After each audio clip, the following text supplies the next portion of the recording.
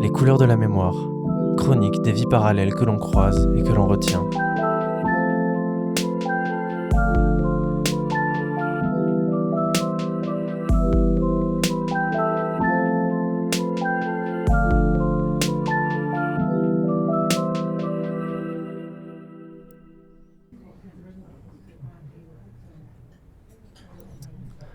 Aux frontières de la politique, aux limites de la réflexion, là où l'esprit se perd dans l'angoisse et la peur, existe une contrée qui défie et détruit la raison. Le complot. Les théories sont nombreuses et vastes, sclérosées par la vérité, le mensonge, l'éveil, l'endoctrinement, et tant de notions qui habitent le langage du complot. Parmi toutes ces théories, une des plus importantes, les francs-maçons. Cette communauté qui succède aux organisations de métiers du Moyen-Âge et de la Renaissance, qui, ayant perdu leur pouvoir d'action, ont perduré simplement comme des cercles de réflexion et d'influence à travers le monde occidental et colonial. Ce sont des espaces de sociabilité, entourés de rites et de symboles qui représentent une forme de moralité occidentale portée vers le progrès universel de l'humanité. L'explication des membres de la franc-maçonnerie concernant le secret de leur état et de leurs conditions tient notamment au fait que pendant les périodes troubles, des persécutions ont été ordonnées à leur encontre, comme en 1940 par exemple. Mon invité y a été pendant 3 ans, un peu par hasard, et loin du mystère, nous aurons l'occasion d'en parler aujourd'hui plus légèrement, moins sous le jour du complot que sous celui de l'absurde, de la comédie humaine. Bien évidemment, ce court témoignage ne suffit pas pour comprendre le phénomène des francs-maçons sur le temps long, mais il permet d'éclairer différemment ce sujet. Les couleurs de la mémoire, épisode 7, les francs-maçons.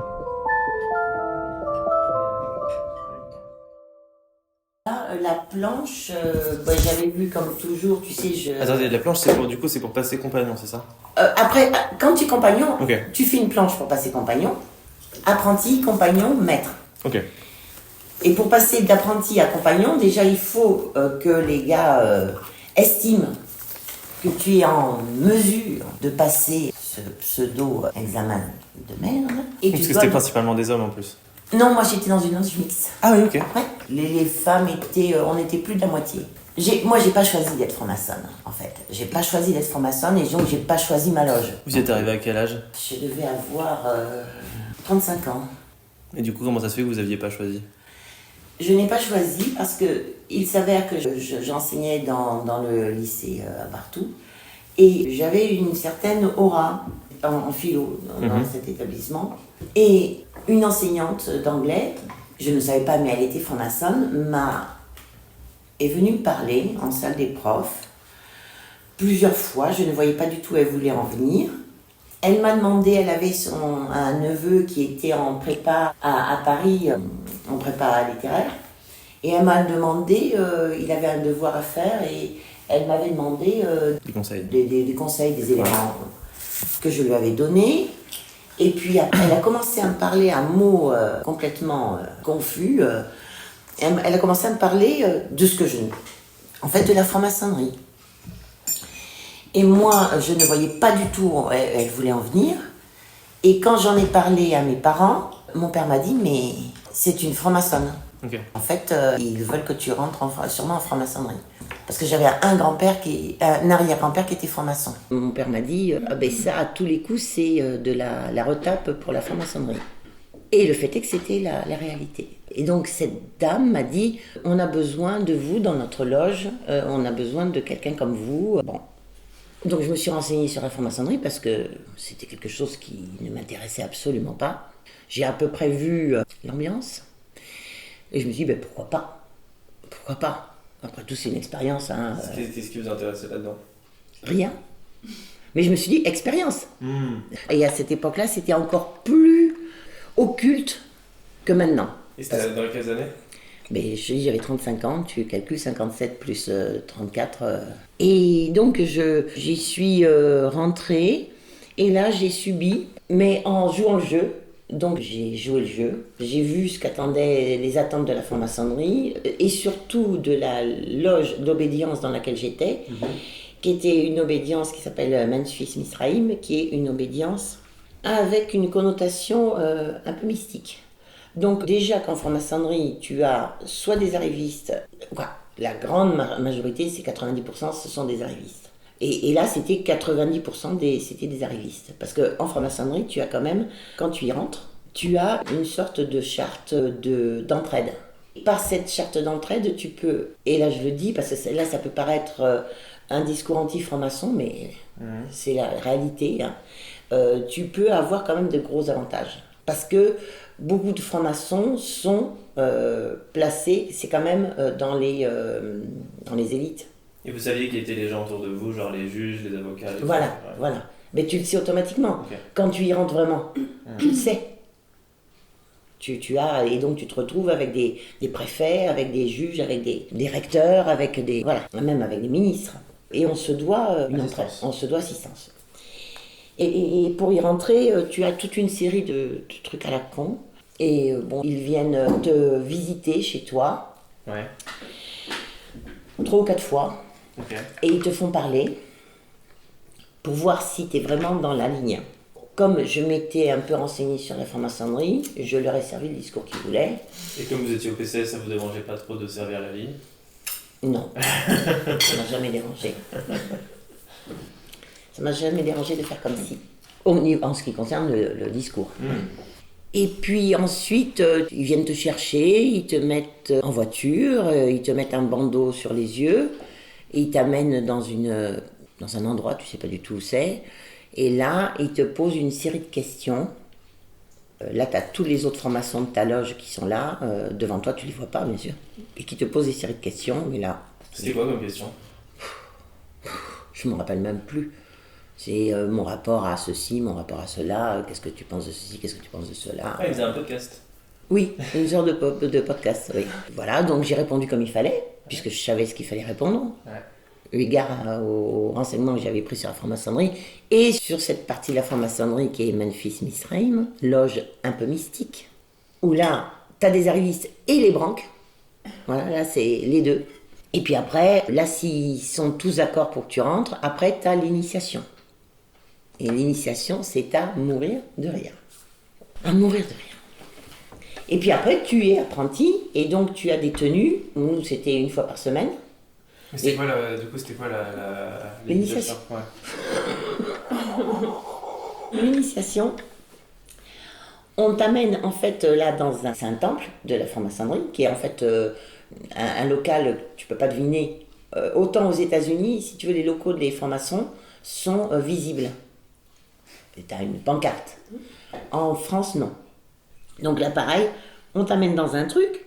Moi, c'était une sorte de grande maison. Et on te met dans une pièce. On te met dans une toute petite pièce. Et dans cette petite pièce, il y a un crâne humain. Il y a une petite fiole. Non, mais mais je jure, c'est infantile, mais c'est... Oh, j'ai honte pour eux, j'ai honte pour eux. Et une petite fiole où il y a marqué poison, tu sais, avec une tête de mort et quoi. Et tu dois écrire un texte. Je sais pas si je l'ai encore, ce texte.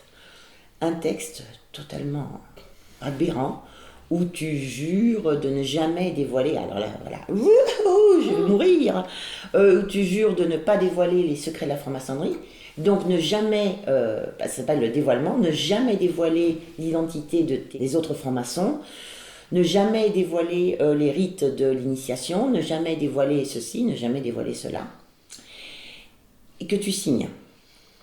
Et après, il va falloir le signer avec ton sang.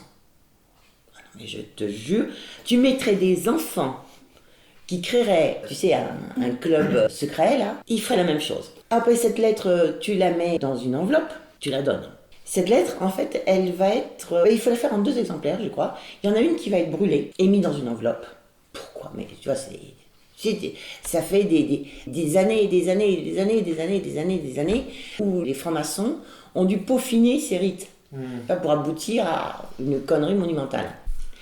Et ensuite, on te demande de te déshabiller.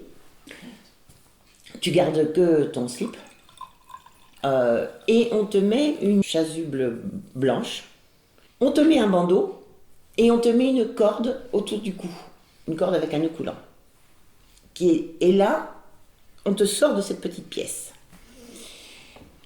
Et là, tu es pieds nus, tu dois être pieds nus. Donc tu te retrouves à poil, là, quasiment sous ta robe, une sorte d'aube de curé, tu vois, avec une corde autour du cou qui est tenue par une personne que tu sais pas qui c'est. Et là, on te fait rentrer, on te demande, c'est passer par la porte, mais toi tu y crois, tu as les yeux bien bandés. Donc moi, on m'a dit, là il faut que tu rentres, le gars qui tenait la corde, il m'a dit, là il faut que tu rentres, c'est une toute petite porte, donc il faut que tu t'abaisses, donc tu es obligé. Non mais tu te rends pas compte, parce que moi après, ayant assisté à des initiations d'autres, c'est là où je me suis marrée, j'avais du mal à ne pas rire. Et donc on te demande pour pouvoir passer la porte. Alors tu fais comme ça, donc tu imagines, mais c'est dans une salle, il n'y a même pas de mur. C'est à quatre pattes, quoi. T'es à quatre pattes, tu marches comme ça. Et après, tu fais un tour où là on va te soumettre à l'épreuve du feu, de l'eau, de la pierre, je ne sais plus. Hein. J'ai occulté ça de ma mémoire. Et donc on te fait marcher sur des trucs bizarres, t'es pieds nus, des trucs bizarres branlants, tu vois, parce qu'en fait c'est une planche avec des morceaux de bois et qui bougent. Hein. Ensuite, il y a de la musique. Alors moi je te dis pas, parce que quand j'ai été après compagnon, on m'a mis en fait, parce qu'il tenait vraiment à ce que j'y sois, on m'a mis, après tu as ce qu'on appelle des places qu'on appelle les piliers. On m'a mis au pilier la musique, quand après j'étais franc-maçonne. Et donc c'était moi qui choisissais la musique, parce qu'il faut une musique flippante. Eux, ils m'avaient mis une musique qui était soi-disant flippante, mais qui n'était pas flippante du tout. Moi, je m'en souviens, je mettais Penderecki, Auschwitz Oratorio de Penderecki. Là, je dois dire que c'est, pour être flippant, c'est plus tellement flippant. Hein. Et donc, tu as une musique soi-disant flippante, qui a tue-tête, et on te fait passer donc, plusieurs choses. À un moment, tu as l'épreuve du feu, donc tu dois tendre la main, mais tu as les yeux bandés, et on te dit que tu vas passer l'épreuve du feu. Voilà. Et on te fait tendre la main. Et en fait, ils te versent de la bougie fondue dans la main. Sur le dessus de la main, Et tu sais, tu le sens quand même, parce que de la bougie fondue, c'est un peu chaud. Ensuite, là, c'est l'épreuve, il y a une épreuve du sang, donc on te coupe le doigt. Une petite incision sur le doigt. C'est peut-être des atavismes, des circoncisions, des excisions. Donc on te coupe le doigt. Et c'est là où on te fait signer le deuxième exemplaire. On te le fout sur ta... Mais toi, tu vois rien. Sur la feuille là, que tu signes avec ton sang, pour sacraliser ton engagement.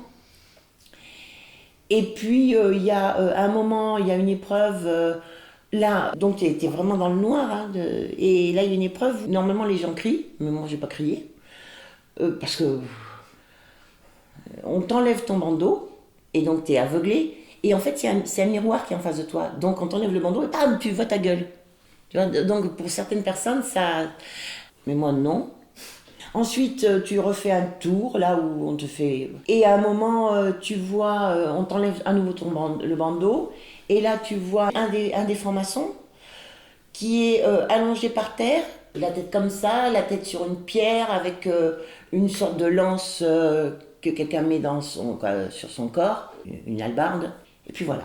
Et là, t'es initié, ça y est, t'es franc-maçon. Et ça se termine après. Là, on te débande les yeux. Ils remettent le temple comme il faut. Là, tu as ce qu'on appelle les agapes. Donc un super repas. Parce qu'il y a toujours des agapes. Quand tu as une tenue de franc-maçonnerie, tu as la tenue et après tu as les agapes. C'est toujours comme ça. Et après, l'après-midi, en général, la tenue c'est le matin. Le midi, tu as les agapes. Et l'après-midi, là, c'est marrant. C'est sympa, quoi. C'est une réunion entre potes, et là tu parles. Et pourquoi je vous parlais de la franc-maçonnerie, c'est parce que dans ma loge, il y avait un gars qui était très bête, très très bête. Et pour faire ma planche pour être passé compagnon, je m'étais dit, tiens, je vais faire une planche sur ce qui leur plaît. Hein. Donc c'était sur l'eau, la terre et le feu, là. Et j'avais décidé, je ne pouvais faire qu'un écrit de type un peu philosophique, mais philosophico, maçonnico, mystico, puisque je savais que c'était ça qu'ils voulaient. Et en particulier, j'avais toute une partie qui était référée à Spinoza. Et le gars qui était venu chez moi, qui voulait être pote avec moi, il me dit, alors, tu en es où de ta planche ? Et je lui dis, je sais ce que je vais... Je lui dis, je n'ai pas commencé parce que je devais la passer 2 jours après. Et moi j'ai toujours fait des trucs au dernier moment, je lui dis, je ne l'ai pas commencé, mais je sais de ce dont je vais parler. Et je lui dis, je vais me référer à Kant et à Spinoza. Et là il me dit, Spinoza, il me dit, il faut pas, pour te montrer le degré d'inculture de ce gars, hein, parce que le meilleur va venir. Il me dit, Spinoza, il me dit, ah, il faut pas, non, non, tu peux pas. Je dis, comment ça, je peux pas, Spinoza? Il me dit, ah non, non, non, non. Je lui dis, ben, pourquoi? Il me dit, ah, ben, parce que, ben, quand même, vu ce qu'il a fait, je dis, mais qu'est-ce qu'il a fait? Je dis, mais qu'est-ce qu'il a fait, Spinoza, qui puisse ne pas passer le cap de la franc-maçonnerie, quoi. Alors il me dit, Spinoza, il dit, mais non, c'était quand même un dictateur. Je dis, un dictateur? Mais je dis, mais non! Mais voyons, mais non! Je dis, pas du tout! Je dis, mais... Il me dit, ah ben si, et devinez avec qui il confondait? Mais alors là, vous ne pourrez pas deviner, il te confondait avec Pinochet!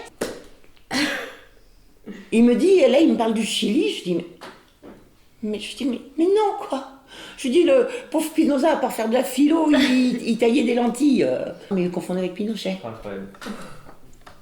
Voilà, pour vous montrer la bêtise. Hein. Mais quand même, c'était sympa. Donc j'y suis restée quelques années. Combien de temps? 3 ans. Et ensuite, ils ont voulu me faire passer maître. Et en plus, ils ont voulu me faire passer maître parce que, bien sûr, la franc-maçonnerie, ça serait trop beau. Il y a des querelles internes. Et donc, pour des histoires de pouvoir, c'était seulement pour ça qu'ils voulaient me faire passer maître. En me disant, déjà, j'avais été compagnon en un temps record. Et la maître en un temps plus que record. Et c'était seulement pour placer des pions. Et c'est là où j'en suis partie. C'est là où j'en suis partie parce que déjà, oui, le problème majeur, c'était tout le rituel. Je hais les rituels. Je hais les rituels. Et en plus, comme je ne suis pas spécialisée, c'est terrible parce que il y avait un des mecs qui pouvait pas me blairer chez les francs-maçons et il avait compris que je n'étais pas spécialisée. Et donc, il me demandait toujours de préparer une sorte d'hôtel. Tu sais, où il y a une équerre, un compas, je ne sais plus un ouvrage, et qu'il faut mettre, il y a gauche, droite, dessus, dessous. Et puis tu dois aussi, tu as plein de rites où il faut marcher spécialement, en marchant du pied droit, faire 3 pas, en mettant les pieds comme ça, en mettant la main comme ça, en mettant tous ces signes, en répétant des phrases rituelles. Et ça, moi, c'était impossible, donc je me gourais tout le temps. Et ça, je ne voulais pas l'apprendre, quoi. C'était hors de question qu'on me fasse apprendre ces rites à la con, c'était pas possible. Et donc j'en suis partie à cause de ça. Et ça s'est mal passé au départ? Non. Non? Parce que vous disiez avec perte et fracas. Avec perte et fracas, parce que je leur ai dit ce que je pensais. Donc ça s'est un peu mal passé quand même. Je n'ai eu aucune conséquence. Aucune conséquence. Et en fait, tu ne pars pas vraiment de la franc-maçonnerie. Sauf si eux, ils t'excluent. Ils ne m'ont pas exclu de la franc-maçonnerie. Je suis en sommeil. Ça s'appelle être en sommeil. C'est-à-dire que tu n'es plus membre actif, mais tu restes franc-maçon, sauf si t'exclus. Et ils ne m'ont pas exclu. Donc je suis en sommeil. Moi qui ai des problèmes d'insomnie, là, ça fait des années que je suis en sommeil dans la franc-maçonnerie. Hein. Voilà, donc c'est mon passage en franc-maçonnerie. Et ce qui m'a profondément ennuyée, c'était oui, certaines planches. Tu vois, il y avait une fille qui était là, une bonne femme, qui a fait une planche sur une mystique dont s'était servi Hitler. Et sans compter que, normalement, tu ne peux pas être franc-maçon si tu as un quelconque lien avec l'extrême droite. Bah ouais. C'est impossible. J'ai vu des personnes qui avaient été exclues, par exemple je ne vais pas dire qui c'est, un maire d'une grande ville, qui avait utilisé, pour être élu, les voix de l'extrême droite. Il a été exclu immédiatement de la franc-maçonnerie. Et donc ce qui m'ennuyait profondément, c'était, dans ma loge précisément, c'était le caractère mystique qui pouvait aller jusqu'à des bêtises incommensurables. Le fait que je voyais que la majorité des personnes qui étaient en franc-maçonnerie, c'était des arrivistes. Et les rituels, que je trouvais infantiles et débiles. Très bien. Et ce n'était pas du tout, en fait, la franc-maçonnerie. Ce que j'avais pu supposer, qui m'avait fait quand même entrer en franc-maçonnerie, ce que j'avais pu supposer, c'est-à-dire une réunion de personnes qui pensent et qui réfléchissent sur le monde, non, ce n'était absolument pas ça. Okay. Alors peut-être étais-je tombée dans une loge et une obédience, mais non. Je suppose que toutes les obédiences, c'est la même chose. Ok. Je pense qu'on est pas mal sur la séquence formation. On peut peut-être ranger la table et après on se met sur la suite. Ouais.